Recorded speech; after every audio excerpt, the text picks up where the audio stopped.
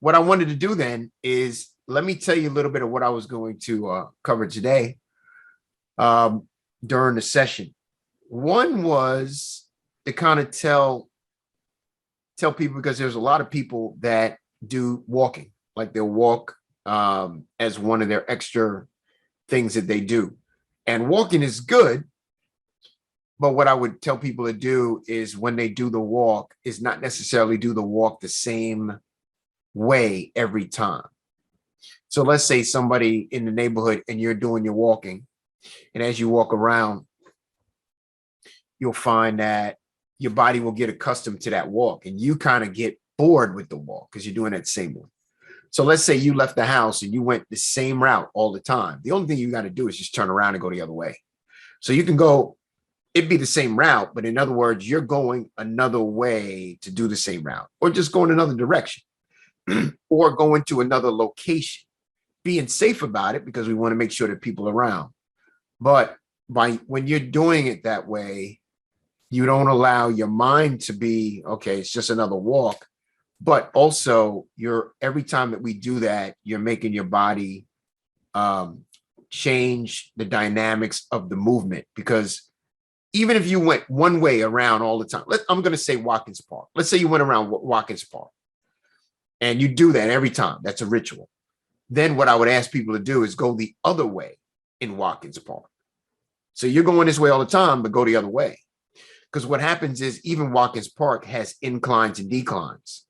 So guess what your body has to do? It has to compensate for that decline, and it's not used to that movement. So now different muscles have to work. The other thing you can do is if you're going to do a walk or anything like that, the biggest thing we want to do is we want to even put some ankle weights on, because then that changes it. Put some ankles on, the ankle weights, you can put them on your wrists or have wrist weights. And that way you can swing your arms. That's additional exercise. It's a change. So even if a person is doing anything like a treadmill, let's say you're on your treadmill, let's say you're on a elliptical, let's say, you have one of those, the new bikes everybody has. If you're doing the same exact exercise every single time, the body gets accustomed and now you get no benefit. So anytime that we're doing something, but we're doing the same activity, you want to change it by, let's say on the treadmill, you just lift the treadmill up a couple extra speeds. So instead of it being the same speed, you're going to bring it up. And you can do it by every 3 minutes, but for 1 minute, you're going fast. And then 2 minutes, you bring it back down to the regular. And then for 1 minute, you incline it again and drop it back down. So that way your heart rate's always changing and your body has to always change. You're going to get almost 30 to 40% more benefit from the exercise that you do it that way, as opposed to just being on the treadmill doing it at the same time all the time. So that's one of the actual benefits of doing that. So I was going to talk about that a little bit. The other thing I was going to bring up also was regarding the new recipe packs. And I hope that you took an opportunity to go and check out those recipe packs. I had sent a link a couple of days ago, and the recipe pack on there are actually for September and October. So what I'm going to be doing is that every month I'm going to be providing for free a recipe pack to every client so they can access that, download it, and use them. There'll be 2 different recipe packs. One is going to be a recipe pack that's healthy. I call it a healthy pack. And the second recipe pack is going to be plant-based. So everything on that recipe pack is going to be plant-based. There's nothing in there that's meat related. Everything is vegetarian or vegan related. So there were 2 separate ones. Both of those recipe packs are going to be going out to the public. But as a client, the healthy recipe pack is going to be free for everyone. As long as you're a client, you'll have access to them. The plant-based recipe packs for clients will be $10 extra. It just takes a little bit of work and time for me to do it. But so the recipe pack that's healthy is going to be free.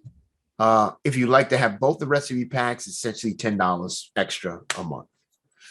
So that is I'm excited about that. And the recipes are actually fantastic. And not only that, they're also have a barcode that they can be uploaded right to the MyFitnessPal app. So if you use that recipe exactly like it is, you can load it straight to MyFitnessPal and it will log it in exactly like that. There's different modifications, but the nice part about the recipe packs that it will have different flavors, different palettes. It'll have a shopping list for everything that you need. It'll have a table of contents for all of the ingredients that are in there, and also the foods. And then lastly, it will have a weekly planner. So you can even think about, okay, these are the days that I can add these in just to get an idea of how to separate them out or even try them. So that's actually excited about those recipe packs coming out. And the last thing I was going to talk about was tomorrow. I try to put content out for you guys all the time, but tomorrow I'm going to be putting out a document that is dealing with stress, because stress is brutal on the body. So I did a document. I actually did a YouTube video a couple of weeks ago about this.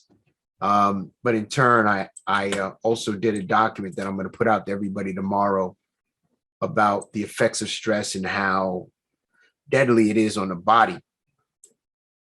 So, as you know, the four basics are dealing with your nutrition, your exercise, your water, your supplementation, your sleep, and stress. And stress literally kills us. I mean, but it's slow. It's not like I'm stressed and I'm going to die. But what happens is that we get stressed every day, and it's like a dripping faucet. You have a faucet at home, and the faucet just drip, drip, drip, drip, drip, drip. And after a while, if you don't change the faucet on the bottom, you're going to see like a brown stain. And that's from the calcium and also from the chlorine that's in there. But you didn't see it initially. It was just because it kept dripping. It keeps drip, drip, drip, drip, drip, drip, dripping. And as it keeps dripping, it's slowly but surely creating a deposit on the sink. And that's how stress is too. Because stress is not, you don't get stressed by, your body doesn't go into stress under one circumstance. But what happens is you're getting stressed every day. And it's day after day after day after day after day after day. So it's small increments of stress that's affecting your body. And in time, you suffer grave consequences, and you leave yourself open up to disease, and you have other problems that are ailments that are chronic, and that's not where you want to be. So a couple of the things that we're going to, in the document, talks about the potential damage that we have when we have too much stress, and how much of a burden on the body it is if it's for prolonged amounts of time. So the biggest thing about stress also, that there's different forms of stress. You just don't have regular, how could I say it? You have multiple types of stress. It's not just like the one stress, because you have environmental stress, you have social stress, you have stress if you're sleeping. If you're not sleeping, you have stress if you don't eat. So all these different things affect the body in different ways, and it's a chemical imbalance that occurs in the body that allows the body to go under a significant amount of stress. So, a couple of things that are affected by stress is difficulty falling asleep. You feel lethargic throughout the day. You got emotional mood swings. Your blood sugar level increases. You store extra fat. You end up suffering from allergies. You get ill, inflammation, and then even memory issues. So a lot of things to do in order to avoid that is to eat, right? Because if we don't eat, that's one form of stress, because the body's stressing because it's waiting on the next meal in order for it to operate. But what we don't do is that we're not eating the right foods or enough foods. Or the second thing is that we're just eating too much sugary foods. We're drinking too much caffeine. We're having too much alcohol. And that also has a big effect on your blood glucose level. And that basically hurts your body. So the first thing you can do is, number one, eat more, or eat more consistently. And then the other thing is, a lot of people are under stress, and then what they want to do is they want to fast at the same time. So the truth is that you shouldn't really be fasting when the body's under a lot of stress, because what it does, it calls on your adrenal glands, and that causes other problems with your hypothalamus. It causes other problem with your blood glucose, and that's going to be overusing the adrenals. Adrenal glands is something you want to have control of. If you cause that to be inflamed for X amount of time, it affects negatively against the body, and specifically for women. So the first thing you want to do is, you don't want to skip breakfast, and you don't want to skip food for extended period of time, because that's a basic stress. Another big form of stress is just eating too many carbs.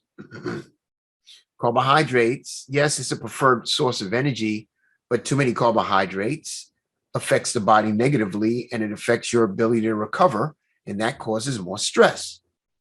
So if you're eating a high carbohydrate diet, that's going to hurt you even more. So whenever you're causing, if you're putting your body under certain amounts of stress, then your body's going to work negatively about it. And also in the document, there are some tips that will help you to eliminate some of the stress. One of them obviously is you exercising, meditating, getting some sun, reduce your caffeine, your alcohol, sugar, and if you're a smoker, get rid of that. If you get enough sleep, that also helps. If you do things that you enjoy, listen to music, turn off the TV, enjoy life, laugh. The more you laugh, the less stress you have. So there are a lot of other things that you can do, but the bottom line is that we have to focus on trying to eliminate the amount of stress that we have on the body, because it slowly causes damage that you really don't want to do. So if we eliminate stress, you actually feel better. And if you eliminate stress, you actually are taking the same chemical hormones that are in your body, and you're now not allowing them to allow your body to recover. What they're really doing now is they're causing you to have stress, and that causes you to maintain the weight you have or gain some additional weight. So the biggest thing we got to do is get rid of stress. And I would not make that one of my 4 big steps if it isn't such a big thing. So the document that I'll put out tomorrow will actually cover a lot of those areas. So just to give you a couple of nuggets. And the second thing is, I also attached the YouTube video that I talked about this more in depth about 3 weeks ago, that talks about stress and what the effects are on the body.